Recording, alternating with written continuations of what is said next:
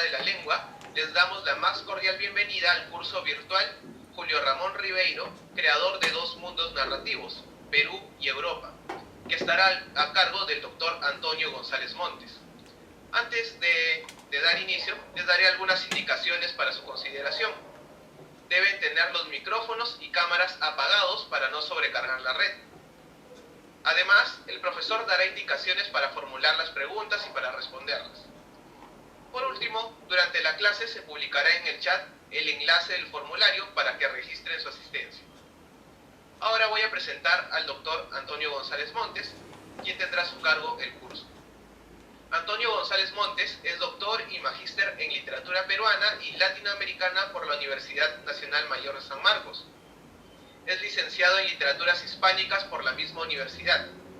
Profesor principal a tiempo completo del Departamento de Literatura de la Facultad de Letras y Ciencias Humanas de la Universidad de San Marcos y profesor jubilado de la Facultad de Comunicación de la Universidad de Lima. Es el responsable de la cátedra Mario Vargas Llosa en la Universidad de San Marcos.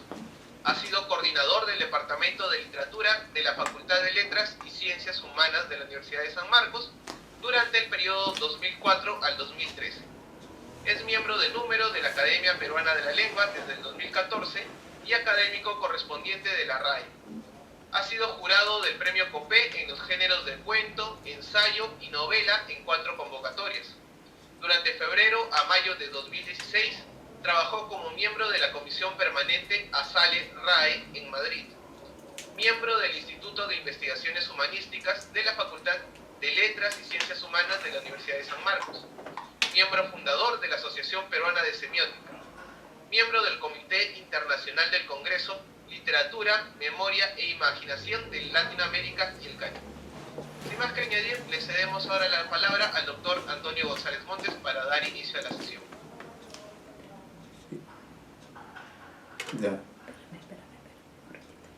Sí, muy buenas noches al distinguido auditorio que nos acompaña con motivo de esta charla que vamos a dar, dedicada a Julio Ramón Ribeiro, creador de Dos Mundos Narrativos, Perú y Europa. Bueno, para poder de alguna manera ofrecer una versión que sea accesible y a la vez pertinente respecto de ese gran objetivo de presentar a Ribeiro como el creador de Dos Mundos Narrativos, Perú y Europa, quisiera previamente reflexionar en alta voz acerca de ciertos aspectos que son importantes para comprender el éxito, la popularidad, la vigencia de Ribeiro a lo largo del siglo XX, desde la década de 1950 hasta la actualidad. Es decir, estamos hablando ya de una vigencia de aproximadamente 70 años, que no es poco tiempo considerando la cantidad de autores que hay, las propuestas, tanto de autores peruanos como de extranjeros, la competencia, la múltiple presencia de diferentes escritores que reclaman la atención de los lectores. En mi caso particular, mi interés por Julio Ramón Ribeiro comenzó desde mis tiempos escolares, en que pude leer algunos textos, pude leer algunos cuentos publicados en revistas o en libros. Cada vez me fue interesando más y en 1988 hice una primera aproximación a Ribeiro, una aproximación no directamente a sus cuentos, que luego han sido el centro de atención de mi trabajo en los últimos años, sino me fascinó la capacidad que tiene Ribeiro, la capacidad expositiva y me encontré de pronto con un artículo que se llama Alternativas de un novelista, artículo en el que Ribeiro habla de cómo se produce la creación literaria, cómo la creación de un cuento, de una novela, implica ir asumiendo alternativas que nos brinda la lengua, la literatura, el arte, y estos elementos pues se van abriendo a nuestra comprensión y con ellas vamos construyendo aquello que queremos que llegue a los lectores. En este caso, en este ensayo llamado Alternativas del novelista, Ribeiro quiere explicar frente a qué alternativas, frente a qué opciones se encuentra el novelista. La primera de ellas dice el idioma. Todo escritor escribe en su propio idioma, ¿no? En la lengua materna. En el caso de él, por ejemplo, siempre escribió en español, sus cuentos, sus novelas, sus ensayos, aunque Ribeiro dominaba el francés y probablemente alguna otra lengua, pero por ser su idioma materno, él escribió gran parte, si no toda su obra escrita, empleando el español, que es sin duda una gran lengua en el contexto mundial. Es una grande lengua de cultura, de literatura. La prueba es que hay muchos premios Nobel, o un buen número de escritores de premios Nobel de literatura que proceden de esa lengua. Uno de los cuales, en nuestro caso particular, es el escritor Mario Vargas Llosa, que en condición de escritor en lengua española recibió el premio Nobel del 2010, hace exactamente 10 años. Bueno, luego, después de algunos años, ya mi aproximación a Ribeiro se dio sobre todo hacia los cuentos, que es la parte más reconocida, que es la producción a la que concurren la mayor cantidad de lectores de todas las épocas, de todas las generaciones, tanto los jóvenes en el colegio, como en la universidad, como las personas mayores, ¿no? Los cuentos han logrado atraer la atención de los lectores, y en el sentido de no leer una sola vez, sino 2 o 3 veces, porque eso es lo propio de los cuentos de Ribeiro. Atraen tanto que los lectores volvemos una y otra vez para leerlos, releernos y gozar del arte de narrar que tiene Ribeiro, y de esa manera realizarnos también nosotros como lectores. Intentaré, pensando en alta voz, definir qué es la lectura, sobre todo la lectura de textos literarios, porque gracias a la lectura, a esta lectura literaria, es que hemos podido acceder a los cuentos de Julio Ramón Ribeiro, a los cuentos que publicó desde los fines de los años 40 hasta 1994 prácticamente, en que Ribeiro fallece, ¿no?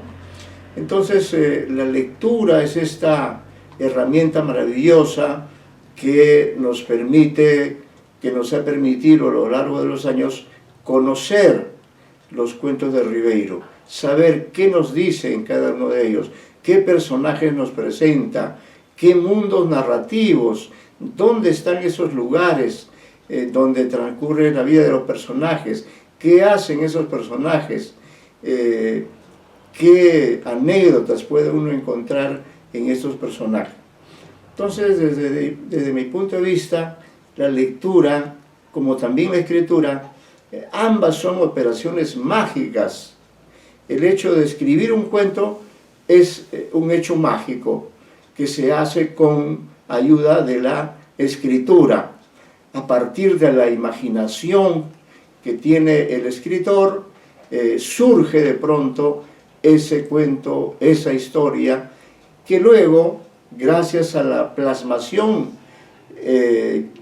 que hace posible la escritura, ese texto se convierte en un relato al cual tiene acceso el lector.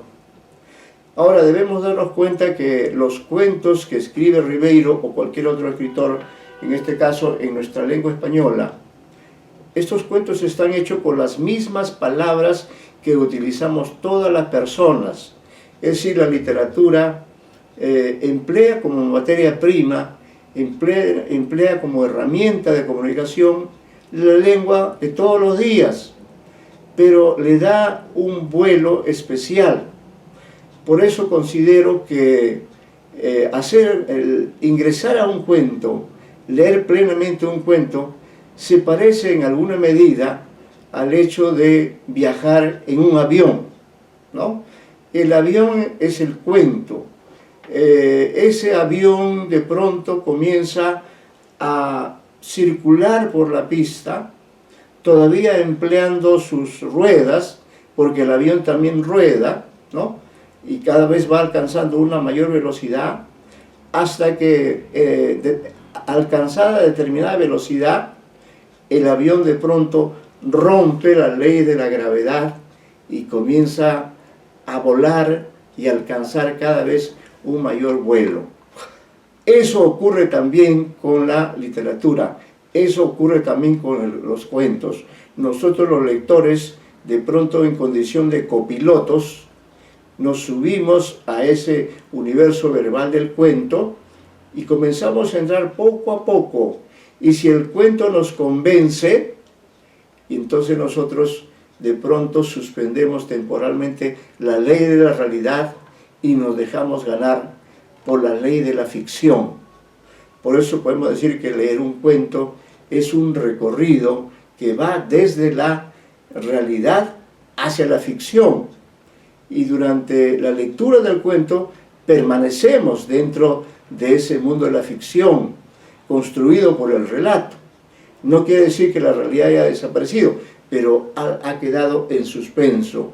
Y gracias a esa autonomía de la ficción es que podemos leer los cuentos de Ribeiro, y una vez que terminamos la lectura, entonces demoramos todavía un poco para volver al mundo de la realidad y reflexionar sobre aquello que hemos leído. Creo que es eso la lectura.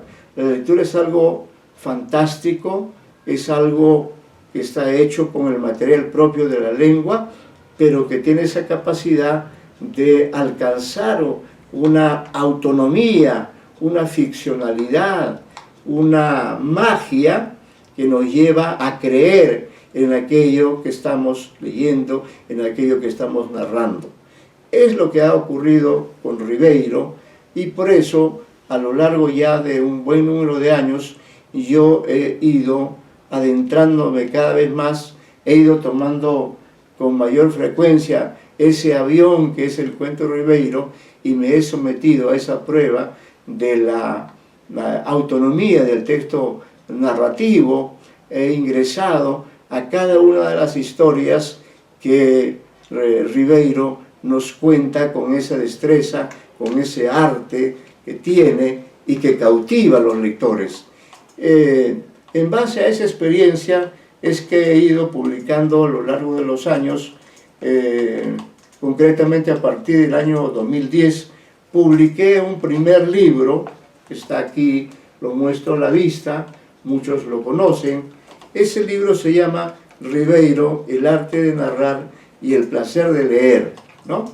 El propósito de ese libro fue realizar una lectura y un comentario de los 30 primeros cuentos que Ribeiro había publicado en sus 3 primeros libros, en Los gallinazos sin plumas, en Cuentos de circunstancias, en Las botellas y los hombres. En esos 3 libros había publicado un total de 30 cuentos, sumando todos ellos, ¿no? Pero, además de eso, el año 64 había publicado también un pequeño libro con 3 textos que se llama 3 historias sublevantes dedicadas al Perú. Esos 3 cuentos no los consideré en este libro del año 2010, que se llama El arte de narrar y el placer de leer. Pero en cambio sí, todos los demás cuentos de ese libro están analizados, están leídos, comentados, hecha la respectiva exégesis en cada uno de los capítulos de este libro que fue publicado por el Fondo Editorial de la Universidad de Lima. Luego, en el 2014, se publicó este libro un poco más ambicioso, más amplio, que no dependía tanto ya del análisis exhaustivo de todos y cada uno de los cuentos de Ribeiro, sino más bien comprendía una mirada temática. Es decir, en este libro lo que me propongo es ver de qué manera Ribeiro nos muestra también a través de un conjunto de cuentos y de otros textos cómo está hecho el mundo de la literatura, cómo funciona, quiénes son parte del mundo de la literatura, ¿no? Y ese rastreo lo hice principalmente en su libro Solo para Fumadores, publicado originalmente en 1987, y especialmente en esos cuentos es en los que uno puede tener una idea de la estructura de la literatura, constituida, como es obvio y evidente, en primer lugar por los escritores en sí mismos, porque son ellos los que crean, aunque también podemos pensar en la presencia de un autor oral, es decir, de alguien que no escribe, pero que sí, gracias a la memoria, puede también narrar un cuento, un mito, o leer un poema, ¿no? Entonces, en el mundo de la literatura están los escritores, están los textos en sí mismos, son el centro, son el eje de la literatura. Si no existieran los textos literarios, no habría literatura, no habría estos mundos narrativos a los que me refiero en mi libro actual, y mal podríamos los lectores entonces ingresar a ningún mundo si es que no se diera esa existencia plena gracias a la escritura de los textos en los cuales Ribeiro o cualquier otro autor nos relata una serie de anécdotas, una serie de historias para nuestra complacencia, para nuestra realización como lectores, ¿no? También quería informarles que el año 2015, acá tengo la revista Ínsula, el año 2015 fui invitado, este es un número monográfico de artículos, todos ellos dedicados a Ribeiro.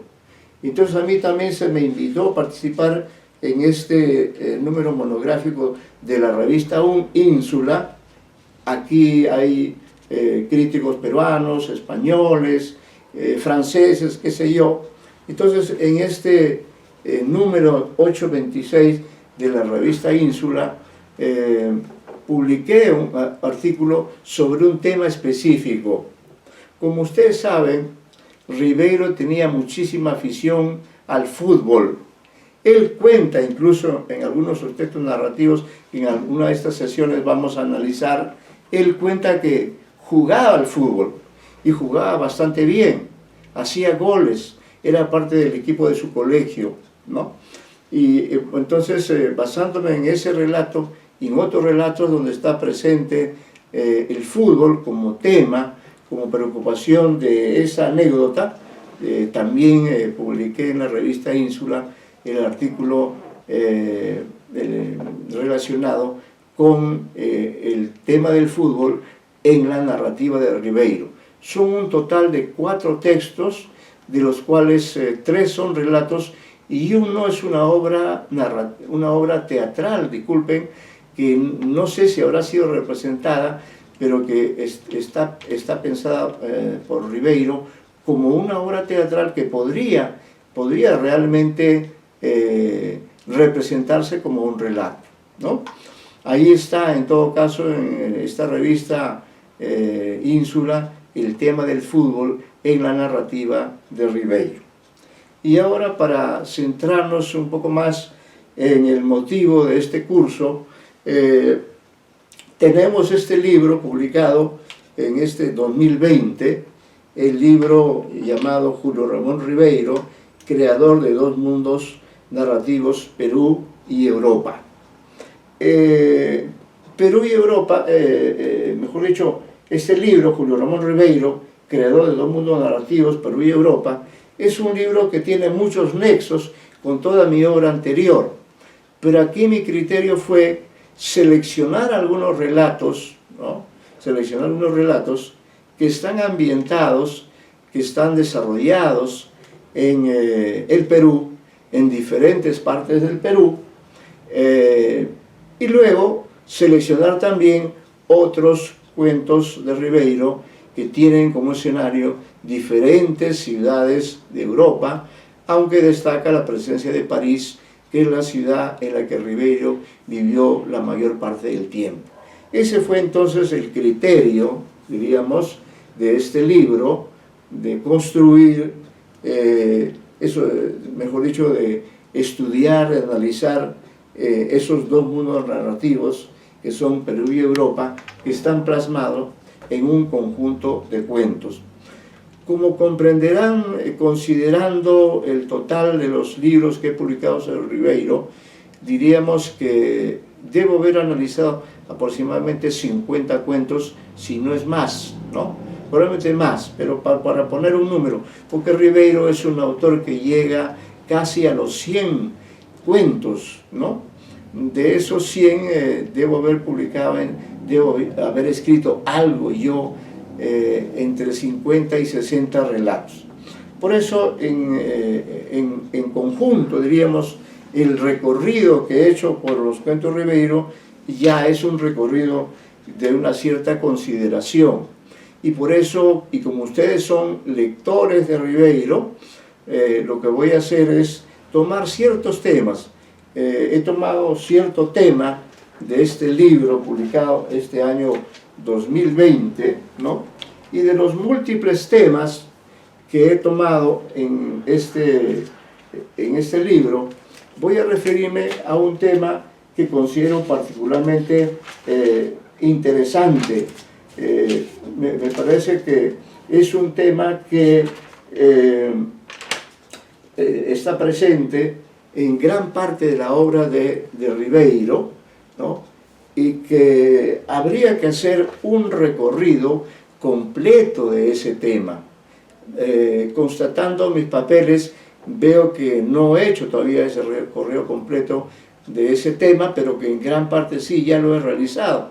Y me he propuesto, diríamos, completar ese recorrido, porque dentro de esos temas, dentro de esos cuentos aún no analizados, encuentro que hay relatos valiosísimos, ¿no? ¿Cuáles son esos cuentos sobre los cuales daré algunas pautas de análisis? Cuentos que están publicados en este libro de 1920. Como estamos entre ribeirianos, es decir, como estamos entre lectores de Ribeiro, que conocemos sus personajes, conocemos los lugares donde se desarrollan los relatos y conocemos la anécdota en sí, entonces daré algunas pautas para que ustedes recuerden. Pero quería anunciar que ese tema que vamos a comenzar hoy día y que probablemente continuaremos en la siguiente reunión para luego tomar otros temas, porque este es un tema amplio que hoy día no lo vamos a poder cubrir en su totalidad, sino en parte de ella. Ese tema es precisamente el del personaje femenino en los cuentos de Ribeiro, ¿no? Ese va a ser el eje de lectura que vamos a mantener en esta reunión y también en la siguiente, por lo menos en la primera parte, con el propósito de profundizar, con el propósito de ver que el Ribeiro le ha dado un espacio importante a las mujeres, al personaje femenino, en varios de esos importantes relatos, desde su primer libro. No vamos a considerar, creo, esos primeros relatos con personaje femenino de su primer libro, sino vamos a tomar como punto de partida este libro nuestro de 2020, en el cual se incluyen relatos publicados por Ribeiro de 1970 en adelante, ¿no? Estamos dejando de lado por el momento, aunque sí están estudiados, estamos tomando en cuenta la producción de Ribeiro de 1970 en adelante, que tampoco es poco tiempo. De 1970 a 2020 prácticamente son más de 40 años, ¿no? Casi 50 años, si no me equivoco. Bien, entonces decía que el tema de Ribeiro que nos va a interesar es el del personaje femenino. Qué presencia, qué perfil, qué lugar, qué características tiene el personaje femenino en los cuentos de Ribeiro. Considerando este libro, el primer cuento que nos llama la atención, en el cual nos detendremos durante algunos momentos, y también, por cierto, esperando las preguntas del público que nos hará llegar Eliana Vázquez, que está colaborando con nosotros en esta mesa. Decíamos que el primer cuento sobre el cual nos detendremos será una medalla para Virginia. Así se llama el relato, una medalla para Virginia, y está en su libro, si no me equivoco, El próximo mes me nivelo. Este relato llamado Una medalla para Virginia